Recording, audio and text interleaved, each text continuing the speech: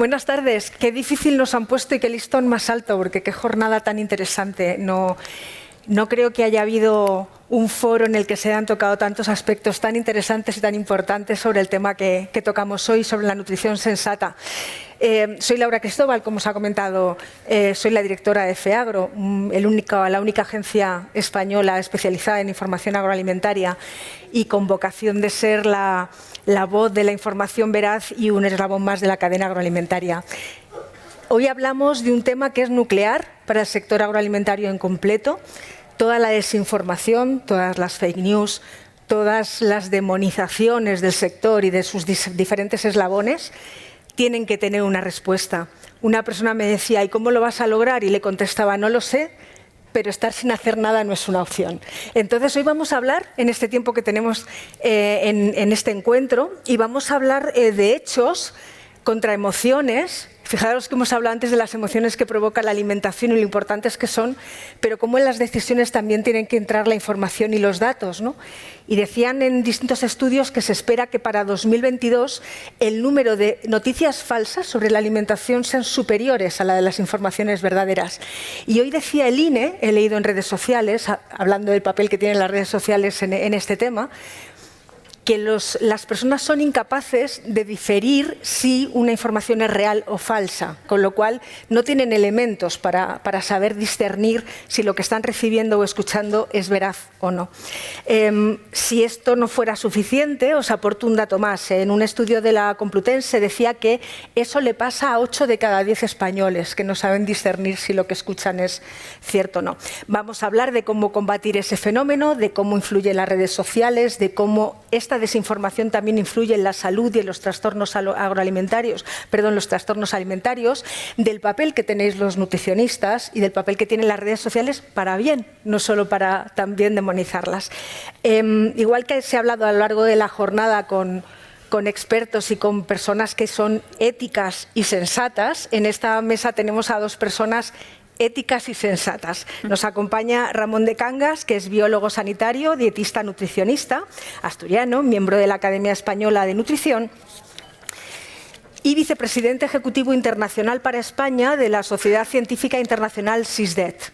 Gracias por estar con nosotros. Y a mi derecha está Estefanía Fernández, ella es nutricionista y dietista, ha trabajado en hospitales y en consultas, ha realizado un máster de nutrición deportiva y entrenamiento y es coach nutricional para corredores. Ella es conocida en redes sociales como Estefi Activa y siempre pone el foco en la relación sana con la comida, ¿no? Y con un estilo de vida equilibrado. Hemos escuchado un montón de inputs informativos de calidad en esta jornada. Hemos oído hablar de debate, de consensos, de cómo Grande Cobian nos decía que de todo, pero en un plato de postre, de la historia del mundo a través de 5 alimentos. Hemos hablado de microbiota, hemos hablado de cómo tenemos una aproximación cultural con la comida.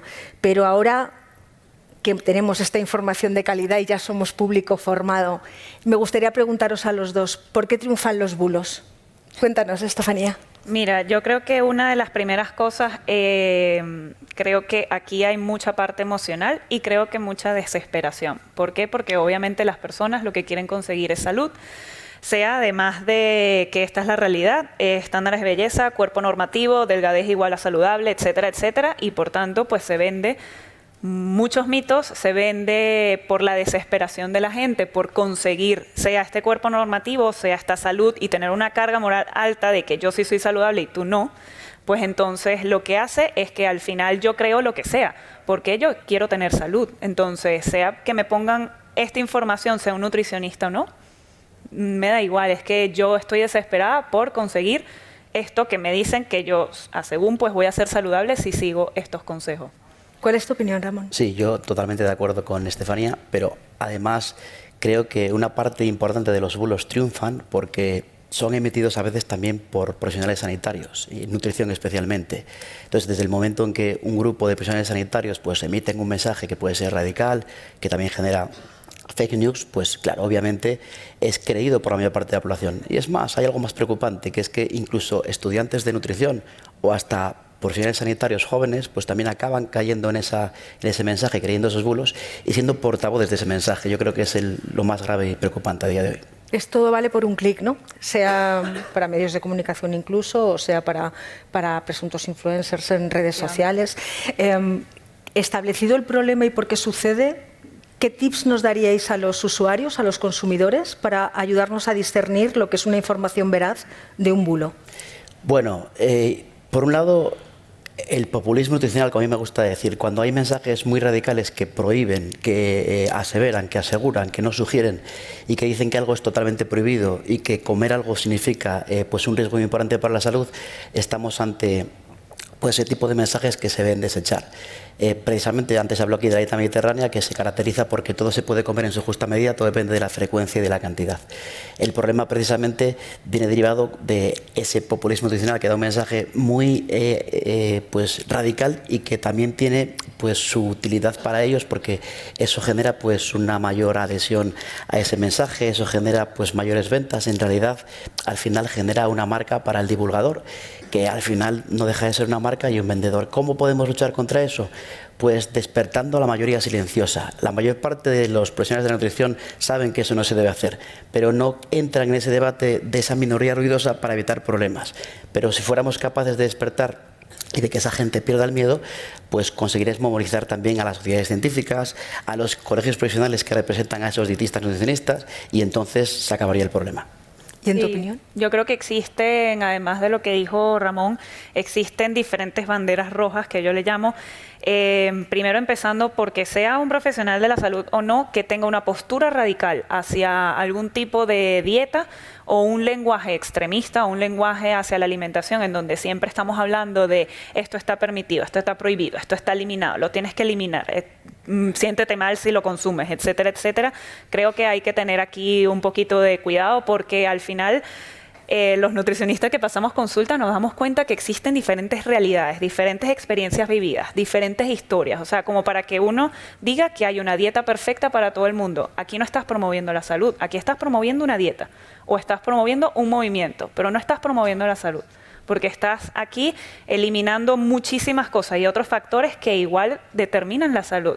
Tanto salud mental, tanto incluso educación, nivel socioeconómico, etcétera, etcétera. Entonces yo creo que estas banderas rojas, lenguaje extremista, postura radical y luego pues obviamente que haya sobre todo una exposición de imagen que sea lo más importante. Ejemplo, pues mira, lograr este cuerpo es lo más importante, etcétera, que se ve también mucho en redes sociales, sobre todo en Instagram, que es una red social visual.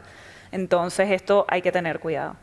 ¿Cuál crees que debe ser el papel del nutricionista ético y sensato en este juego de redes sociales y desinformación? Wow, sí. Pues creo que recae en lo mismo, el no tener esta postura en donde siempre que haya ética, profesionalidad y honestidad, donde el nutricionista pueda decir o al menos declarar sus conflictos de intereses. Esto es algo que incluso en las mismas normativas a nivel mundial nos los piden como nutricionistas en redes sociales, que podamos declarar conflictos de intereses, porque está claro que si yo trabajo, por ejemplo, con una marca Adidas, pues está claro que yo voy a promover sus zapatillas, pero que se sepa que, bueno, que también las utilizo yo, que me gustan, etcétera, etcétera, pero que hay un conflicto de interés, punto. Entonces, creo que esto es importante también hablarlo y luego, pues obviamente está la parte en la que yo creo que la palabra favorita del nutricionista es depende. O sea, es imposible que yo diga, sí, esto es malo, no, esto es bueno. No, la palabra depende siempre está. ¿Cuál es, en tu opinión, el riesgo, la simplicidad de los mensajes frente a la complejidad, como ella dice, del depende de un nutricionista ético? Yo creo que un dietista nutricionista debe tener en cuenta que la prioridad es favorecer la adhesión. La única forma de tener éxito para que ese mensaje genere nuevos hábitos y por tanto beneficios fisiológicos en la salud va a ser que se pueda seguir.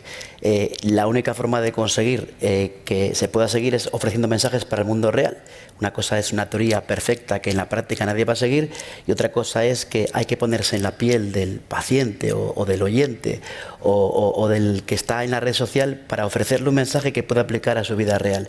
Y esa es la forma de conseguir la adhesión y por lo tanto conseguir mejorías a largo plazo. Si no, ofreceremos un mensaje radical. De hecho, durante mucho tiempo se criticó a la pirámide alimentaria diciendo ¿de qué ha servido si en España hay obesidad y sobrepeso y nada ha cambiado? Y yo digo, oye, ahora tenéis millones de seguidores con un mensaje radical que a diario estáis obteniendo likes y retweets y sin embargo al final la obesidad en España sigue creciendo. Eso demuestra que si no das un mensaje que favorezca la adhesión no sirve para nada.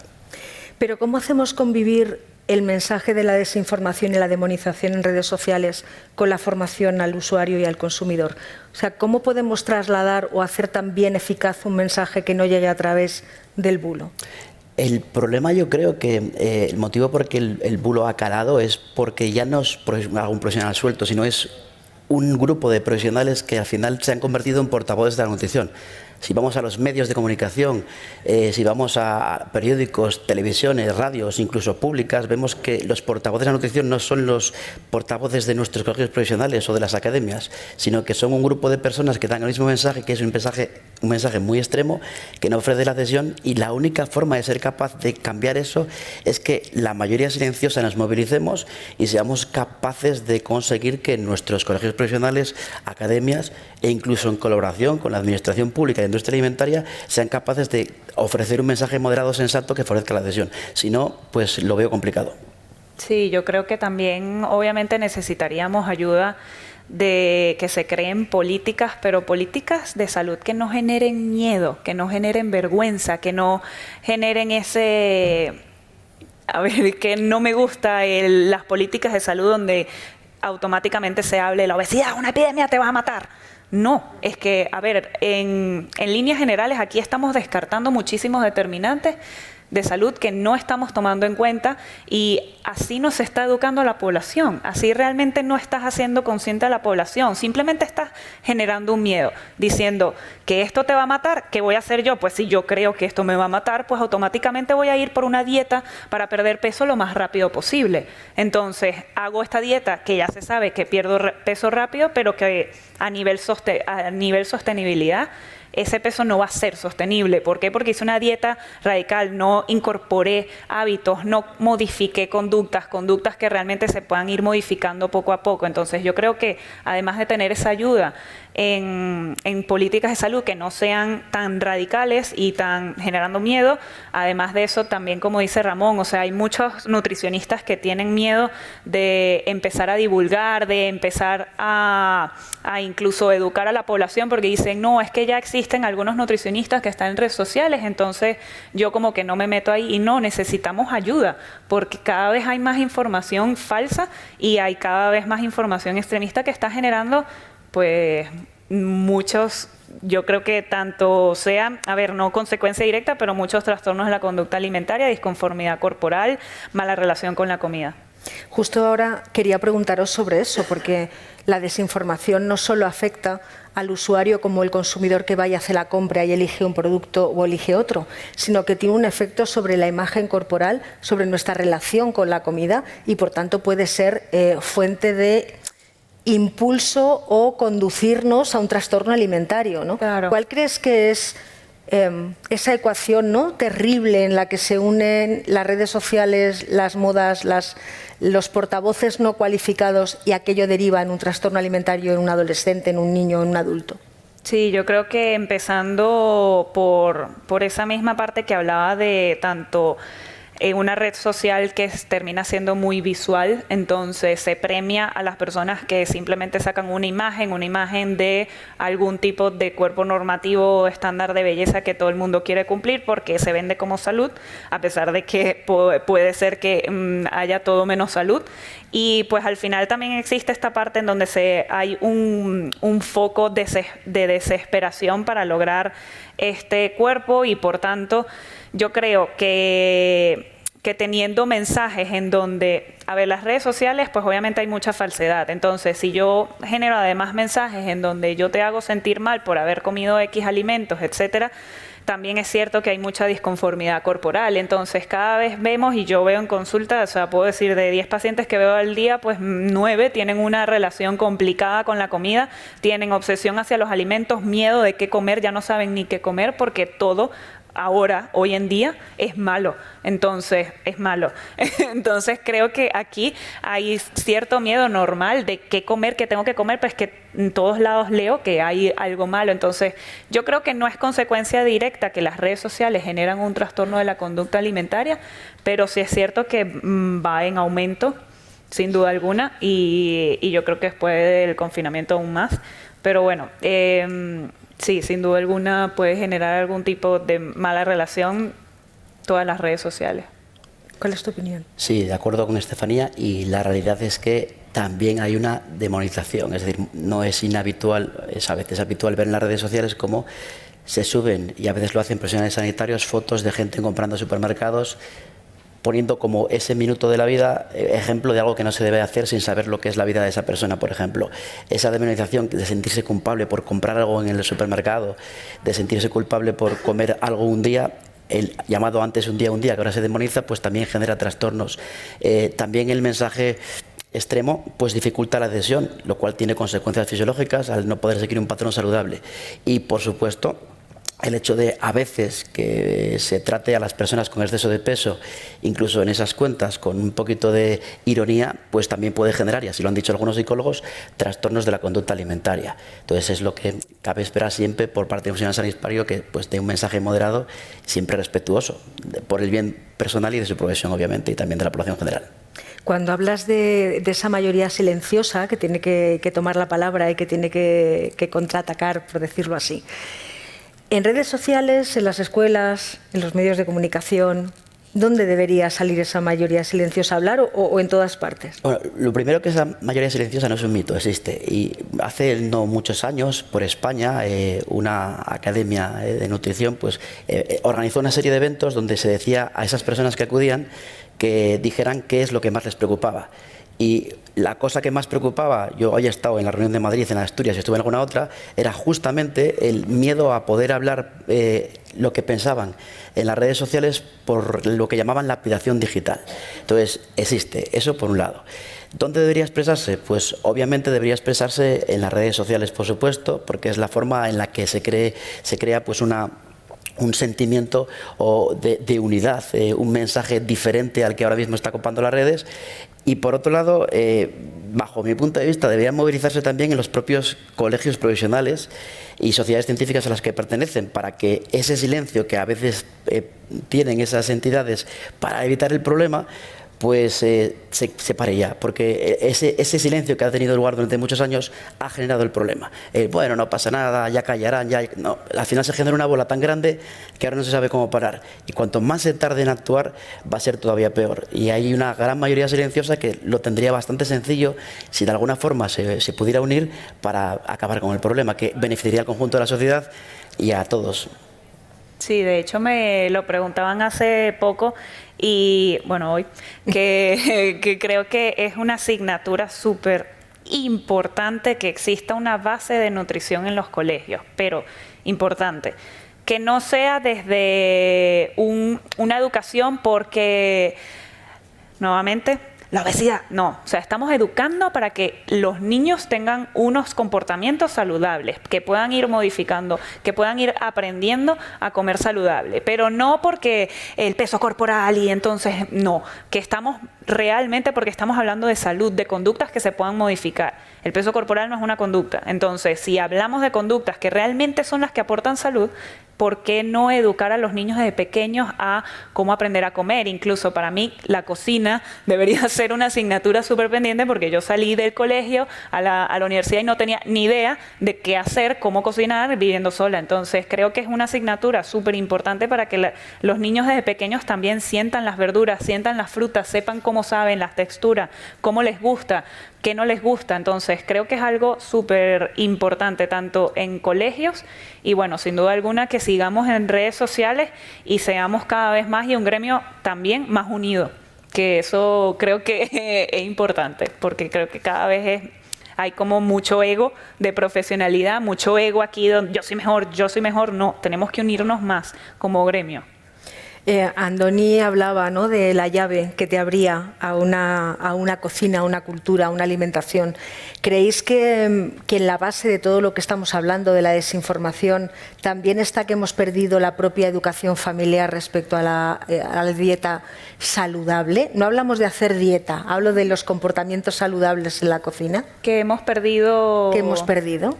Sí, pero porque como hay tanta desinformación y tantas reglas que seguir, que desde que empecé a hacer la primera dieta, luego desde que quería lograr esto, luego tenía otro objetivo, y entonces son reglas que yo me voy incorporando y ya tengo un montón de reglas que ya ni sé y ni me acuerdo por qué las sigo. Por ejemplo, bueno, mira, es que yo leí alguna vez o fui a un nutricionista una vez o a algún asesor nutricional, coach nutricional alguna vez, que me dijo que los carbohidratos en la noche yo no los podía consumir. Entonces, claro, esa regla ya está incorporada en mi mente y yo automáticamente ya estoy pensando, ¿será que lo como? ¿Será que no? No, acuérdate que esto está mal, etcétera. Y incluso de manera inconsciente, o sea, ya esa regla está ahí. Entonces, creo que es importante irlas desafiando poco a poco. Incluso eso es un trabajo que yo hago en consulta muchísimo, y lo primero es, escríbeme todas las reglas que tienes sobre los alimentos para irlos desafiando poco a poco, porque hay muchísimas, pero muchísimas reglas que, claro, leo esto acá, leo esto en la revista, luego aquel me dice, luego mi amiga y la tía, etcétera. Entonces, yo creo que es importante irlas desafiando poco a poco, irlas descartando e ir otra vez reconectando con tu cuerpo, a ver qué es lo que te gusta. Me gustó mucho la charla de antes porque hablaban de eso, de la satisfacción que uno tiene hacia la comida, generar satisfacción, tanto textura, olor, sabor, etcétera, que realmente a mí me guste lo que yo estoy comiendo. Y esto lo podemos encontrar si realmente descartamos todas estas reglas. Sí, yo creo que en España además tenemos algo que aúna gastronomía, cultura, forma de vida, nutrición, que es la dieta mediterránea, que es la que más evidencia científica tiene, pero parece que como es nuestra hay que buscar patrones externos, y que además también contribuye mucho a la sostenibilidad, como ahora que se habla tanto del cuidado del medio ambiente y del planeta. Entonces ya tenemos el secreto, que es potenciar el patrón mediterráneo, que además prioriza los alimentos vegetales, de temporada, de proximidad, y que, repito, que es la que más evidencia científica tiene. En ese sentido, hemos abandonado un poco quizás este patrón, también por las nuevas modas, por la globalización, y también mucho por las redes sociales, porque se nos presentan pues otro tipo de alimentos que no son mediterráneos y parece que son indispensables. Al final, a los dietistas, nutricionistas, siempre nos gusta decir que lo que hay que fomentar son patrones, no alimentos. No existen alimentos supermágicos que sean capaces de compensar un patrón no saludable, sino patrones saludables que son el pastel, y en todo caso el otro puede ser la guinda del pastel. Pero una pregunta.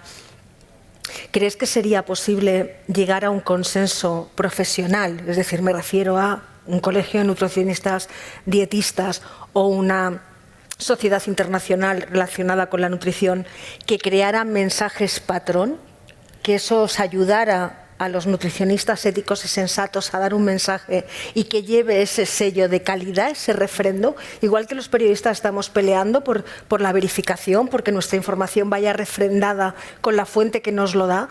¿Creéis que se podría llegar a un acuerdo o estoy planteando una utopía? Se podría llegar a un acuerdo porque desde el punto de vista científico y a nivel científico ese acuerdo existe. Lo que pasa es que muchas veces lo que ya existe, que es el patrón mediterráneo, se vende como algo novedoso. Si algo que ya existe lo vendemos como alimentos reales y de verdad, que es lo que toda la vida existió, le ponemos una marca registrada y dentro de eso vendemos productos, pues no vamos a llegar a un acuerdo, porque las personas que ofrecen eso son una marca en sí mismas. Más marca que la propia industria alimentaria, porque la industria alimentaria al fin y al cabo da un mensaje moderado, pero en este caso, para sobrevivir y luchar por la misma tarta del pastel o por un pedazo de tarta más grande, hay que dar un mensaje muy extremo y radical. Entonces eso es lo que puede complicar las cosas. Todo cambiaría en el momento en que este mensaje o este consenso fuera conjunto de todas las sociedades científicas y colegios, y ahí efectivamente dijéramos, oye, perdona, los mensajes nutricionales o científicos los damos nosotros, y tú en todo caso eres una marca que puedes venderte como se vende pues otra marca láctea, de zumos o de lo que sea. Sí, es complicado porque creo que habría que educar al nutricionista ya de una con estos mensajes también, para que vayan a la hora de ya de trabajar, sea con los pacientes, sea con una industria alimentaria incluso, o lo que sea, que realmente salgan con estos mensajes, pero estoy súper de acuerdo con Ramón, que creo que los mensajes radicales son los que más venden, son los que más llaman la atención, porque yo puedo hablar de que hay que incorporar nutrientes, de que tiene que haber una alimentación rica en nutrientes, que realmente los alimentos frescos sí, en una alimentación están bien, pero que no pasa nada, que no tenemos que tener un lenguaje sobre los alimentos, y esto aburre. Dime la solución. No, es que esto aburre, dame la solución. Sí, es que yo la teoría me la sé, pero dame la solución. Pero eso no deja de ser una infantilización de la sociedad, ¿no? Efectivamente. Entonces, ¿qué hacemos? Formación, ¿no? Datos Formación, contra la emoción. Totalmente. Yo creo que tiene que haber más educación. A ver, poco a poco siento que se está logrando cada vez más, incluso creo que cada vez hay menos personas creyendo en mitos, creyendo en bulos, etcétera.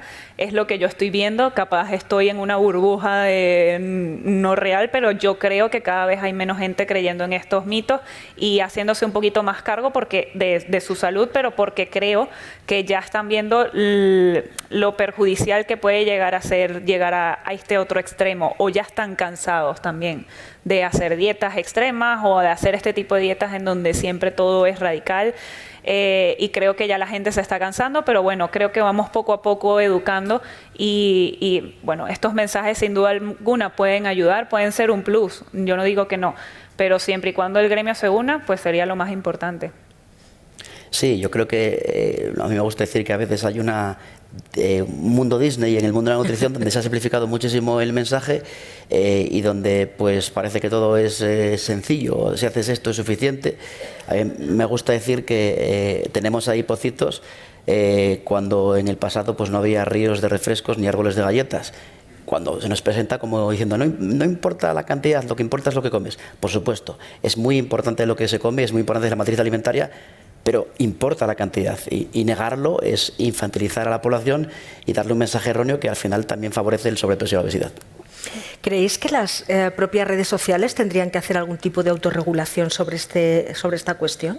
¿O es un mito pensar en que eso sería factible? Yo creo que sería interesante y además sería relativamente fácil, ya que podrían hacer que los portavoces de nuevo fueran las propias sociedades científicas, administraciones públicas, agencias de alimentación o los propios colegios profesionales. Entonces yo creo que sería posible y lo tendrían bastante sencillo en este caso, haciendo que los mensajes estuvieran filtrados por los propios representantes de la profesión. Sí, se está haciendo creo que en algunos países también, ya hablando más de aquellas personas que hacen asesorías nutricionales o hacen recomendaciones nutricionales sin tener ningún tipo de estudio o bueno, un cursito de 3 meses. Y creo que sí se están haciendo en otros países en donde sobre todo se promuevan productos que puedan perjudicar la salud, etcétera. Se está tratando ya de poner multas o de alguna manera penalizar a que esto no se puede hacer, pero todavía falta muchísimo porque sigo viendo que se venden productos como si fueran, no sé, caramelos y creo que todavía hace falta que se siga penalizando o al menos se eliminen esas cuentas en donde pueden perjudicar la salud de muchas personas. Yo creo que nosotros como profesionales de la salud lo que buscamos es ya no solo ayudar, sino hacer el menor daño posible. Que puede ser que en algún mensaje pueda generar o pueda perjudicar a alguna persona, yo no digo que no, pero al menos intentar hacer el menor daño posible. Vamos a ponernos en una suposición. Llega una paciente o un paciente a tu consulta y te traslada la presión que recibe en redes sociales. No hablo de lo que es la autoconsciencia de su físico o las comparativas de la delgadez como salud, sino de los mensajes de lo que tiene que comer o no tiene que comer. ¿Qué tipo de mensaje práctico le das tú para ayudarle a diferenciar qué es lo que es interesante que vea o que lea y ante qué términos tiene que encendérsele la bombilla de alarma? Claro, yo le digo quítate las redes sociales. No, pero sí se puede hacer como una desintoxicación de redes sociales en donde se empiecen a eliminar cuentas. Yo digo, todas las cuentas que a ti te generen algún tipo de presión, te hagan sentir mal, elimínalas. O sea, no te están ayudando nada. Eso de motivación, mentira, no te están motivando, elimínalas. Y luego también la otra es que ya después de esta desintoxicación, darse cuenta que, por ejemplo, palabras como tienes prohibido, o si entras en o si comes este alimento, sobre todo soluciones mágicas, derrite grasa, quema grasa, detox, esas palabras puntuales que son soluciones mágicas, pues tener cuidado, porque está claro que no son soluciones mágicas. Y luego también obviamente el lenguaje sobre los alimentos, que siempre estén entre blanco y negro, no hay una escala de grises. Y luego ya se le suma a que, bueno, que yo creo que esto es importante ver si esta persona, por ejemplo, no sé, predica una dieta perfecta para todo el mundo. Primero, que ya esto no está bien, y ya luego, segundo, que normalmente suele haber un conflicto de interés, porque ves que esta persona promueve esta dieta perfecta y luego ves que está vendiendo productos para esa dieta perfecta. Entonces, cuidadito con eso, porque obviamente aquí hay un marketing y un conflicto de interés bien alto, menos tu salud. Esto es lo menos importante. Sí, totalmente de acuerdo. También yo suelo decir que cuando el paciente ve que en las redes sociales alguien genera un problema sin haberlo, pues si se pone a hablar mal de un producto que pues es de consumo puntual y no es un problema, si se pone a radicalizar un mensaje y decir que este patrón dietético no es el adecuado y ofrecer otro, pues se debe desechar ese mensaje. En cualquier caso, yo siempre intento llevarles a las fuentes oficiales, es decir, a las cuentas en las cuales dan acceso pues a las academias, sociedades científicas, porque ahí sí son mensajes veraces, donde lo que se ofrece es pues el mensaje real y siempre moderado, que es el mensaje real y científico. Yo siempre digo que los científicos sugieren, los divulgadores extremos concluyen, aseveran y aseguran y dicen que hay que hacerlo así. Por lo tanto, esa es la mejor indicación de lo que está pasando. Es curioso, hace poco estaba en una escuela de salud en la que participo, donde se dan mensajes nutricionales moderados precisamente a la población, y recuerdo que había profesionales sanitarios que procedían de la administración pública, de la sanidad pública, que me comentaban, oye, pero ¿cómo recomiendas esto cuando, no voy a decir la persona, una persona muy conocida en las redes sociales ha dicho que este grupo de alimentos se debe desechar o no es interesante?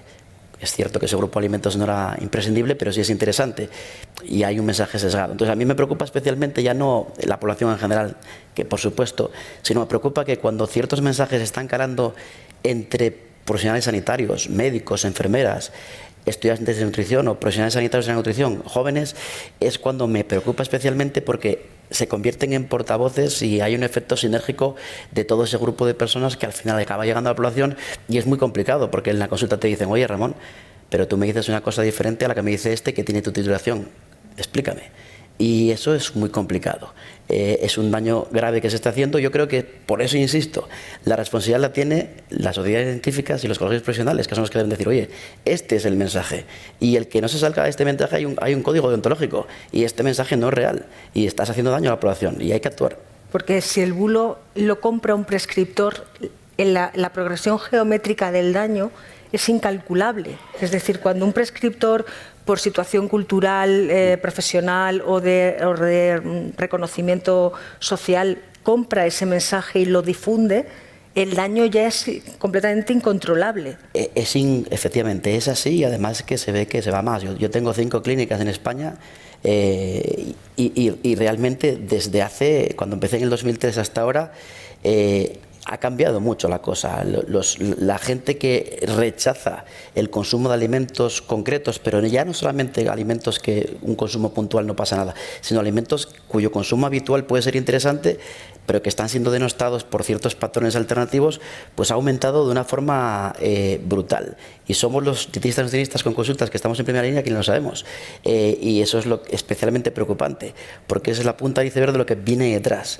Entonces, eso es un daño grave a la salud de esa persona, de sus familias, porque también son amas de casa, son padres, etcétera, de sus hijos que llevarán ese mensaje en el futuro. Y esto viene una ola grande que es el momento de pararla si pensamos un poco en el bien de la sociedad.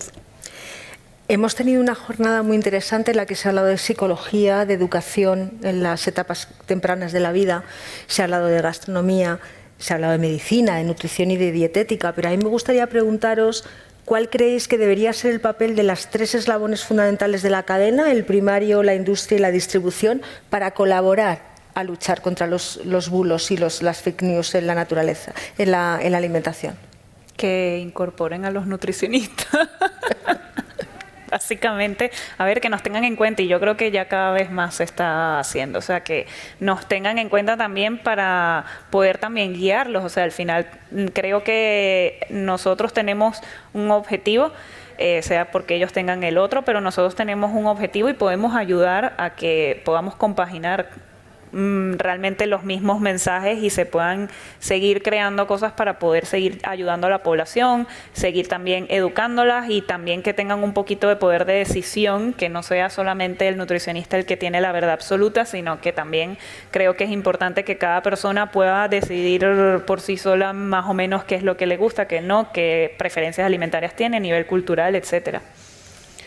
Pienso lo mismo, es importante que la presencia de dietistas nutricionistas en los 3 ámbitos, y también creo que hay que verlo todo como una unidad, es decir, que todos estén, aunque veamos 3 partes, sea una única parte bajo el paraguas de un mensaje de moderación que facilite la adhesión para que la población pueda seguirlo y de una vez por todas sí pueda incorporar unos hábitos que finalmente tengan impacto positivo en la salud. Me avisan de que se nos ha acabado el tiempo y quiero haceros una pregunta final. El hashtag de hoy era nutrición sensata. A mí me gustaría pediros, como personas que tenéis una presencia en redes sociales importante y de prestigio, ¿cuál sería vuestra idea, vuestro lema focal para que fuera vuestro hashtag como nutricionistas sensatos? Nutrición sin obsesión. Yo diría, la adhesión es determinante. Aunque sea un poco largo, pero creo que es un mensaje importante. Pues muchísimas gracias, ha sido un placer. Espero que hayan disfrutado tanto como he disfrutado yo moderando esta mesa. Muchísimas gracias. Gracias a ti. Gracias.